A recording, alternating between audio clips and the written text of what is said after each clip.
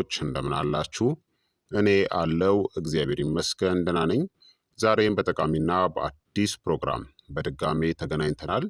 በዛሬው የጤና ፕሮግራማችን ላይ የምንመለከተው በተመልካቼ ጥያቄ መሰረት ቡና የነርቭ በሽታን ያመጣል ወይ? ነርቮችን ቡና መቼ ሊጎዳ ይችላል? እንዲሁም ደግሞ እንዴት አድርገንና በምን ያክል መጠንስ መጠቀም እንችላለን የሚለውን በዚህ ቪዲዮ ላይ በደንብ አብራራለሁ።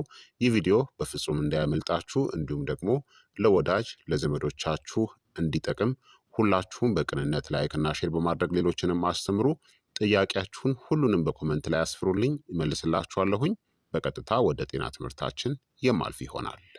ቡና መጠጥ ብቻ ሳይሆን በቀጥታ የነርቭ ስርዓትን ሊነካ ይችላል። እንዴት እንደሆነ በደንብ እናብራራው። ቡና እንደ መርዞች ወይም ደግሞ እንደ ስኳር በሽታ ነርቮቻችንን በቀጥታ በፍጹም አይጎዳም።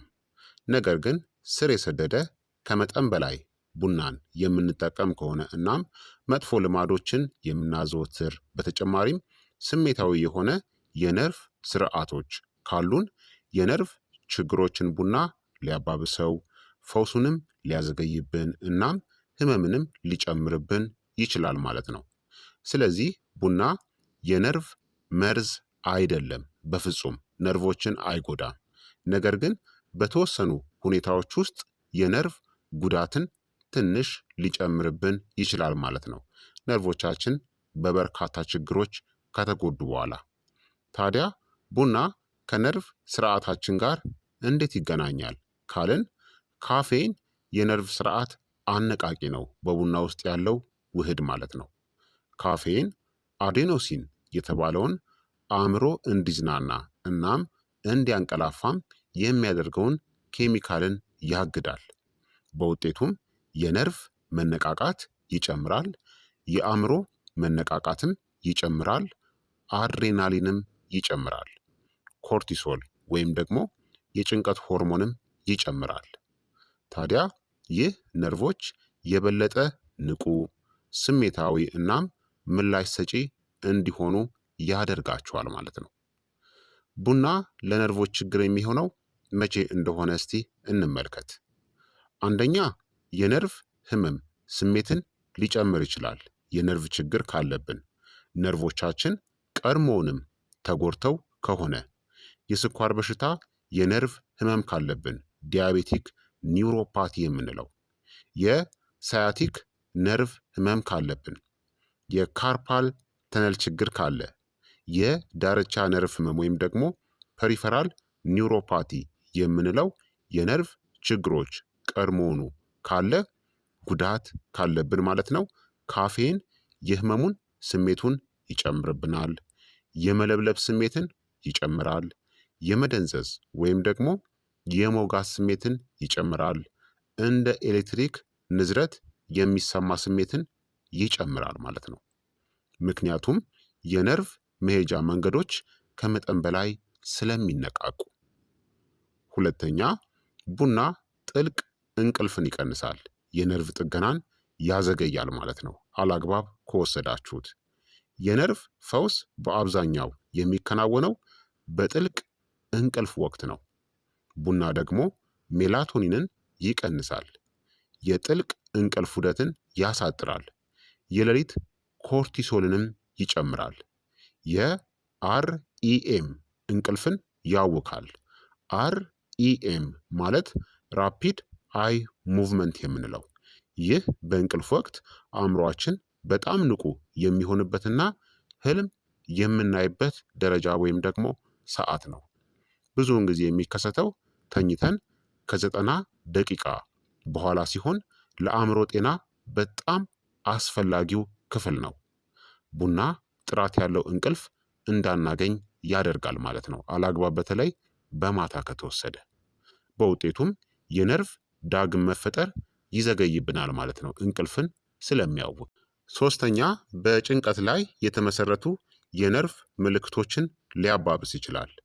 እነዚህ ባሉባቸው ሰዎች ላይ የድንገተኛ ድንጋጤ ችግር፣ ስር የሰደደ ውጥረት፣ የድህረ አሰቃቂ ጭንቀት፣ የነርቭ ስርዓት ስሜታዊነት ባሉባቸው ሰዎች ላይ በእነዚህ ሁኔታዎች ውስጥ ቡና መንቀጥቀጥ፣ የውስጥ ንዝረት፣ እረፍት ማጣት፣ በፈጣን አተነፋፈስ የሚመጣ መደንዘዝ፣ በጭንቀት የሚመጣ የመውጋት ስሜትን ይጨምራል።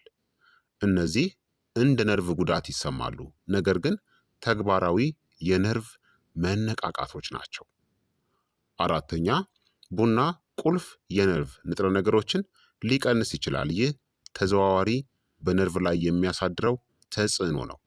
ስር የሰደደ ከፍተኛ የቡና አጠቃቀም አንዳንድ ንጥረ ነገሮች መምጠጥን ሊቀንስ ወይም ደግሞ መጥፋታቸውን ሊጨምር ይችላል። ለምሳሌ ማግኒዥየም ደግሞ ነርቭን የሚያረጋጋ ማዕድን ነው።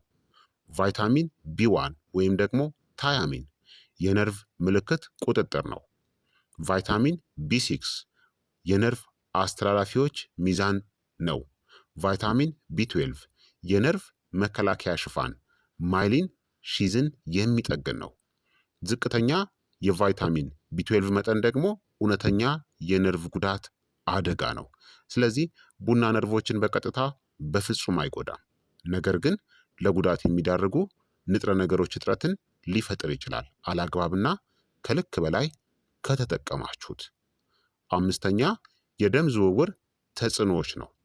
ቡና የደም ስሮችን ሊያጠብ ይችላል። በአንዳንድ ሰዎች ላይ የደም ግፊትን ከፍ ያደርጋል። በተለይ ቡና እንደጠጣችሁ ማንኛውም ሰዎች ላይ የደም ግፊት በአንዴ ይጨምራል ቶሎ። የልብ ምትንም ይጨምራል። ደካማ የደም ዝውውር ማለት ደግሞ ለነርቮች ደካማ የኦክስጅን አቅርቦት ማለት ነው። ቀርፋፋ የነርቭ ፈውስ ማለት ነው ይህ ማለት ደግሞ። ስለዚህ በእነዚህ ምክንያቶች ነርቮቻችን ላይ ጫና ሊፈጥር ይችላል። ነገር ግን በአግባቡ ከተጠቀምነው ቡናን እንዲሁም ደግሞ የነርቭ ጉዳት ከሌለብን ቡና ፍጹም ጤናማ ነው ማለት ነው። ቡና ታዲያ ለነርቮቻችን ብዙውን ጊዜ ደህንነቱ እየተጠበቀ የሚሆነው መቼ እንደሆነ ደግሞ ልንገራችሁ። ቡና በአጠቃላይ ደህንነቱ እየተጠበቀ ነው መቼ? በቀን ከ1 እስከ 2 ስኒ ብቻ የምንጠጣ ከሆነ፣ ጠዋት ላይ የሚጠጣ ከሆነ፣ የእንቅልፍ ጥራት ጥሩ ከሆነ፣ እንቅልፋችን ካልታወከ፣ በቂ የተመጣጠነ ምግብን የምንመገብ ከሆነ፣ ምንም አይነት የነርቭ በሽታ ከሌለባችሁ፣ ስር የሰደደ ጭንቀት ከሌለብን፣ በቂ የሰውነት ፈሳሽ ወይም ደግሞ ውሃን የምንወስድ ከሆነ፣ በእነዚህ ሁኔታዎች ውስጥ ከሆናችሁ ቡና በርካታ የሆነ ጥቅሞችን ሊሰጠን ይችላል ማለት ነው።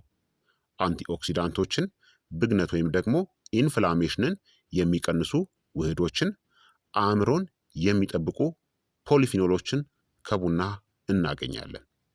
ታዲያ ቡና የነርቭ ሁኔታዎችን ደግሞ ሊያባብስ የሚችለው መቼ እንደሆነ ልንገራችሁ። እነዚህ ካሉባችሁ ተጠንቀቁ። የስኳር በሽታ የነርቭ ህመም ካለባችሁ፣ የሳያቲክ የነርቭ ህመም ካለባችሁ፣ ፐሪፈራል ኒውሮፓቲ ካለባችሁ፣ ስር የሰደደ እንቅልፍ ማጣት ካለባችሁ፣ የጭንቀት መታወክ ካለባችሁ፣ የቫይታሚን ቢ12 እጥረት ካለባችሁ፣ ስር የሰደደ ድካም ካለባችሁ፣ ራስን የመከላከል አውቶ ኢሚዩን የነርቭ ችግሮች ካለባችሁ፣ በእነዚህ ሁኔታዎች ውስጥ ቡና ጉዳቱን ባያመጣውም እንኳን ምልክቶቹን ሊያባብስና ሊያጎላ ይችላል፣ በተዘዋዋሪ መንገድ ማለት ነው። ታዲያ ለነርቭ ጤና ደህንነቱ የተጠበቀ የቡና አጠቃቀም ልምዶች የምንለው ጠዋት ላይ ብቻ ጠጡ፣ ከከሰዓት በኋላ አትጠጡ። በቀን ቢበዛ ከ1 እስከ 2 ስኒ በቂ ነው። በጭራሽ ደግሞ በባዶ ሆድ ላይ እንዳትጠጡ።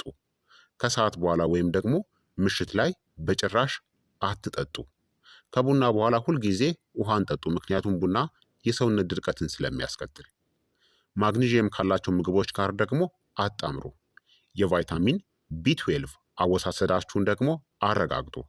እንቁላል፣ የወተት ተዋጽኦ፣ አሳ፣ አስፈላጊ ከሆነ ደግሞ ተጨማሪዎች ወይም ደግሞ ሰፕልመንቶችን።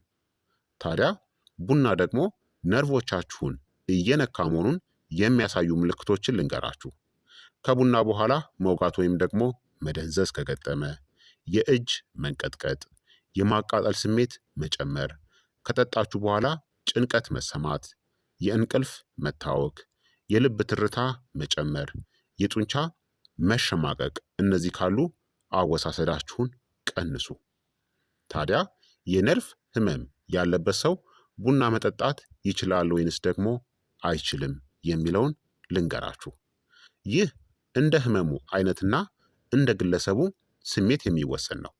ቡና በውስጡ የያዘው ካፌን በነርቭ ስርዓት ላይ ቀጥተኛ ተጽዕኖ ስላለው በጥንቃቄ መታየት ያለበት ጉዳይ ነው።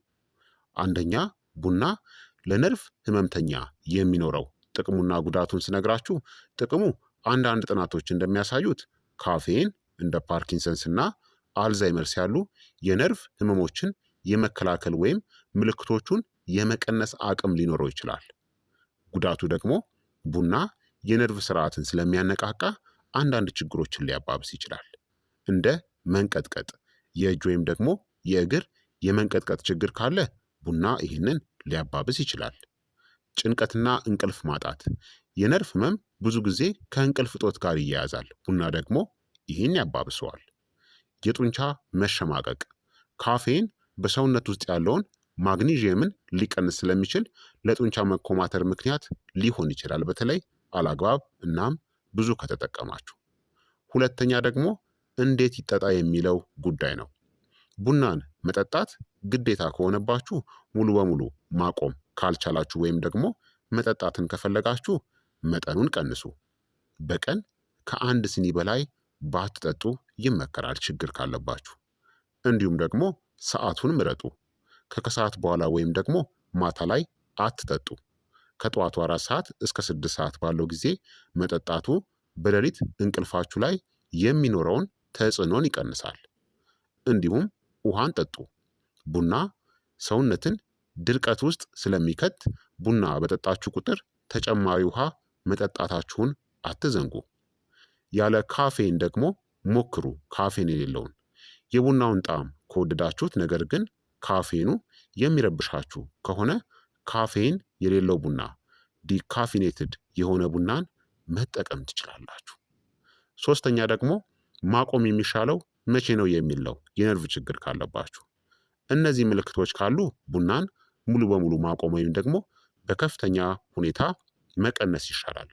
ቡና እንደጠጣችሁ የነርቭ ህመሙ መውጋት፣ ማቃጠል ወይም ደግሞ መደንዘዝ የሚባባስ ከሆነ፣ ከፍተኛ የልብ ምት መጨመር ካጋጠማችሁ፣ የእጅ መንቀጥቀጣችሁ ከጨመረ፣ ከባድ የራስ ምታት ማይግሬን የሚያስነሳባችሁ ከሆነ ማቆም ያስፈልጋል። ታዲያ የነርቭ ህመም በጣም ሰፊ በመሆኑ ለምሳሌ የዲስክ መንሸራተት፣ የስኳር በሽታ ያስከትለው የነርቭ ጉዳት እናም ሌሎችም ስላሉ የምትወስዱት መድኃኒት ከካፌን ጋር ሊጋጭ ስለሚችል የሚያከማችሁን ሐኪም ማማከር ከሁሉ የተሻለው ምርጥ አማራጭ ነው። በአጠቃላይ ቡና ነርቮቻችንን በቀጥታ አያጠፋም፣ በራሱም የነርቭ መጎዳትን አያስከትልም። ነርቮችን ግን ከመጠን በላይ ሊያነቃቃ ይችላል። የነርቭ ህመምንም ሊያባብስ ይችላል። በእንቅልፍ መስተጓጎል ምክንያት ፈውስንም ሊያዘገይ ይችላል። ቀድሞ በነበረ የነርቭ ጉዳት ላይ ደግሞ ምልክቶችን ሊጨምር ይችላል። ቡና ጤናማ ነርቮችን ግን በፍጹም አይጎዳም።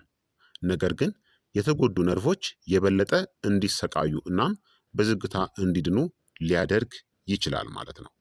ስለዚህ አጠቃቀማችሁን መመጠን ያስፈልጋል። እንዲሁም ደግሞ በቅርብ የሚያክማችሁን ሐኪማችሁን በግልጽ ማነጋገር አስፈላጊ ነው ማለት ነው። ስለዚህ ክቡራትና ክቡራን ተመልካቾቼ የዛሬው የጤና ትምህርት እንግዲህ ይህንን ይመስል ነበረ። እንደተማራችሁበት ተስፋ አደርጋለሁኝ። ሀሳብ አስተያየታችሁ ደግሞ አይለኝ ይላለው። ይህ የጤና ትምህርት ለበርካታ ሰዎች ደግሞ እንዲደርስ ሁላችሁም በቅንነት ላይክ እና ሼር በማድረግ ሌሎችንም አስተምሩ። ሼር ሳታደርጉ እንዳትወጡ፣ ጥያቄያችሁን አስፍሩልኝ። በቀጣይ የጤና ትምህርት እስከምንገናኝ እኔንም እናንተንም ቸር ያቆየን። መልካም ጊዜ፣ መልካም ቆይታ። ቻው ቻው።